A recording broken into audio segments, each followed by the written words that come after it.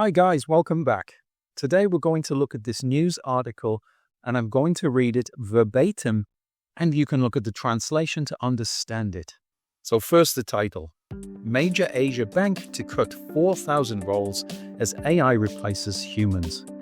Singapore's biggest bank, DBS, says its experts to cut 4,000 roles over the next 3 years, as artificial intelligence, AI, takes on more work currently done by humans.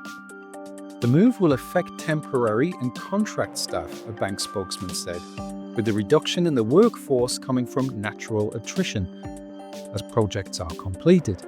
The bank's outgoing chief executive, I'm not even going to try and say that, also said it expected to create around 1,000 new AI-related jobs. It makes DBS one of the first major banks to offer details on how AI will affect its operations.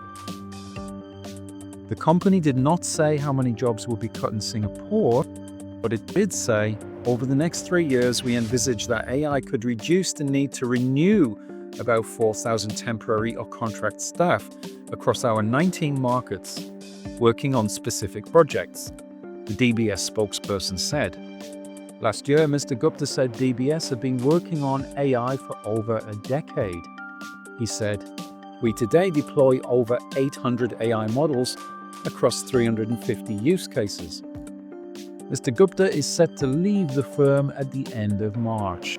Bank of England Andrew Bailey told the BBC last year that AI will not be a mass destroyer of jobs and human workers will learn to work with new technologies. What do you think?